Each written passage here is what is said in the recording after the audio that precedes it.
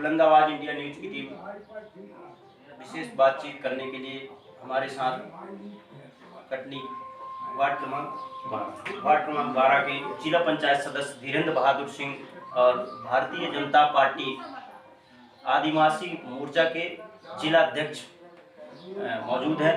उनसे हम अनेकानेक प्रकार के सवाल करेंगे, लोगों की समस्याओं को भी उनसे साथ साझा करेंगे और तमाम जिले में हो रही गतिविधियों के बारे में भी उनसे जानेंगे। सर, बुलंद आवाज इंडिया न्यूज की टीम में आपका बहुत बहुत स्वागत है। धन्यवाद सर। सर, पहला सवाल हमारा, चूंकि विश्वव्यापी बीमारी कोरोना को लेकर है जी, जैसा कि आप देख रहे हैं, इससे भारत भी अछूता नहीं है जी। तो लोगों का आरोप है कि सूबे की, चाहे वो शिवराज सिंह सरकार हो अथवा केंद्र में बैठी आपकी मोदी जी की सरकार हो, दोनों सरकारों ने आखिर उस वक्त इन तमाम कामगार मजदूरों को इनके गंतव्य अर्थात इनके गृहग्राम भेजने का काम उस समय क्यों नहीं किया जब कोरोना का कहर बहुत छोटे स्तर में देश में था। इस पर आपकी क्या प्रतिक्रिया? ये आरोप जहाँ तक है हमारे संगठन द्वारा, माननीय मुख्यमंत्री और हमारे माननीय प्रधानमंत्री द्वारा जो कार्य किया गया है, शायद विश्व में इतना अच्छा कोई कार्य किया हो।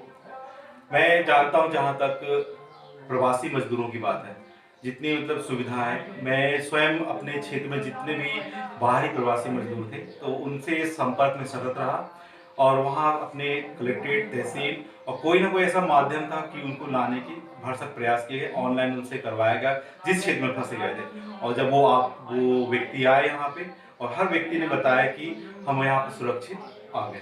सर, कहीं ना कहीं नाकाफी है। कल ही हमने देखा कि कल कुछ अनूपपुर से मजदूर आए थे, गुजरात से चलकर उन्हें अनूपपुर जाना था और गुजरात सरकार ने उन्हें बस उपलब्ध कराई थी अनूपपुर तक के लिए, लेकिन वो बस और उसका ड्राइवर जो है उन्हें कटनी से पहले ही छोड़ के चला गया और फिर वो बेचारे मजदूर जो है अपनी महिलाओं और बच्चों के साथ मझरवाए आते हैं, वहाँ से डायल 100 को एक संदेश देते हैं और यहाँ बड़वाड़ा की डायल 100 वहाँ पहुँचती है। तब आप उनकी समस्याएं सुनती है और इसके बाद स्वयं से उन्हें राशन और बिस्किट खरीद के देती है, फिर इसके बाद एक ट्रक के माध्यम से उन्हें अनूपपुर के लिए रवाना करती है। आप कह रहे हैं संसाधन तमाम संसाधन जिसका जहाँ तक बना था वो उस रूट तक पहुँचाए और फिर आगे के साधन अन्य जैसे जिले बाई जिले में या राज बाई राज बांटा गया था और वो उसके आगे की व्यवस्थाएं की गई थी।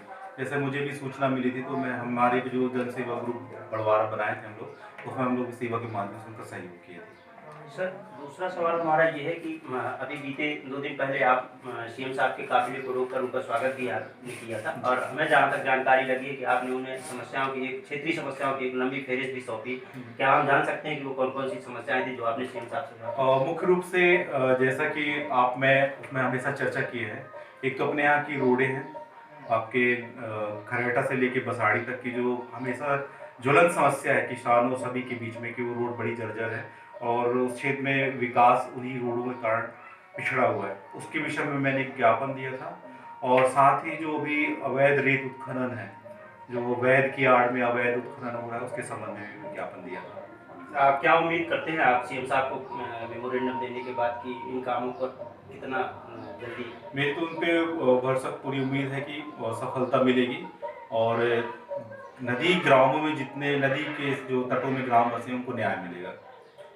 सर, अभी जैसा कि आपने देखा कि इस कोरोना के काल में मजदूरों को काम मिले, इसके लिए मध्य प्रदेश सरकार ने और केंद्र की नरेंद्र मोदी सरकार ने भी भरसक प्रयास किए हैं और उसी के तहत तमाम ग्राम पंचायतों में बड़े स्तर पर महात्मा गांधी ग्रामीण रोजगार गारंटी योजना के तहत काम शुरू हुए, चाहे वो मेल मैदान का काम हो, चाहे वो तालाब निर्माण का कार्य हो, चाहे अनेक प्रकार के जो भी कार्य वृक्षारोपण से लेके वो तमाम कार्य शुरू हुए। उसमें हमने कई जगह ये देखा कि मशीनों का उपयोग किया जा रहा है।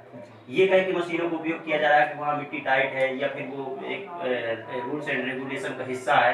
तो इस पर आप एज ए जिला पंचायत सदस्य, चूंकि आप भी कहीं ना कहीं उन्हीं जनपद और जिला पंचायत का प्रतिनिधित्व करते हैं, तो इस पर आप क्या कहेंगे? ऐसी कुछ ही पंचायतों से बात आई थी, जब उनको शिकायतें हुई तो गाड़ी का ऐसा तो कुछ हवाला नहीं दिया गया था, बाद में मिट्टी टाइट या कुछ, तो ऐसा कुछ नहीं समझ में आया। अभी हमारे पास एक और लेटेस्ट जानकारी आ रही है कि बीते 2-3 दिन पहले मध्य प्रदेश के मुखिया शिवराज सिंह चौहान ने एक पत्र जारी करके ये भी स्पष्ट कर दिया है कि किसी भी तरह का नरेगा के तहत मशीन का उपयोग वैध नहीं माना जाएगा, इस पर तत्काल बड़ी कार्रवाई की जाएगी। जी हाँ, ये बात सत्य है कि ये मशीनरी का उपयोग बंद रहेगा, जो भी होगा मैनुअल होगा, लोगों से काम कराया जाएगा।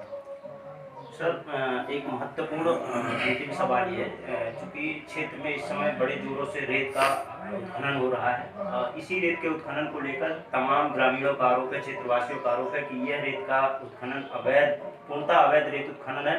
और जिस व्यापक स्तर पर ये रेत उत्खनन हो रहा है, उससे क्षेत्र में अनेक प्रकार की ज्वलंत समस्याएं आने वाले भविष्य में खड़ी हो जाएंगी।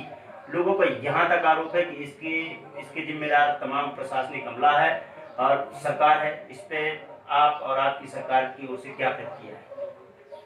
इसमें हमारी सरकार को प्रतिक्रिया तो यही है कि जैसा मैं ज्ञापन के माध्यम से बोला था, उसमें से हमें स्पष्ट आश्वासन मिला था कि इसे जल्द से जल्द हम बंद करवाएंगे। और संतुष्टि की बात ये है कि उसमें बात अमल में भी आने लगी है। और आज ही मेरे कलेक्टर साहब से बात हुई थी, पहल जारी है खनिज विभाग द्वारा। सर, इस उत्खनन में हमने ये भी देखा है कि कहीं कहीं इतने बड़े स्तर पर उत्खनन किया गया है कि करीब करीब 8-8, 10-10 फीट तक की गहरी खान बना दी गई हैं और वहाँ पे पानी भरा हुआ है। आने वाले दिनों में अगर बात करें कि उस खान में कोई मवेशी या गलती से कोई इंसान चला जाता है तो सुनिश्चित है कि उसकी मृत्यु हो जाएगी। तो ऐसे में आप जिला प्रशासन से क्या उम्मीद करना चाहेंगे? जिला प्रशासन से मैं यही उम्मीद करूंगा कि इनके ऊपर इतने बड़े बड़े जो गड्ढे हो रहे हैं, कुछ भी कहें तो बच्चे या कुछ भी मवेशी या डूब के मरते तो उनके ऊपर FIR हो, खदानों की नाप हो, और जितनी अवैध हैं तो उनकी खदान की नाप के अनुसार उनके ऊपर जुर्माना ठोका जाए। तो ये थे हमारे साथ आदिवासी भारतीय जनता पार्टी आदिवासी मोर्चा के जिला अध्यक्ष और वार्ड क्रमांक 12 से जिला पंचायत सदस्य धीरेन्द्र बहादुर सिंह जी, जिन्होंने बड़ी बेबाकी से बुलंद आवाज़ इंडिया न्यूज़ की टीम को उनके सवालों को डिफाइन किया और प्रत्युत्तर दिया।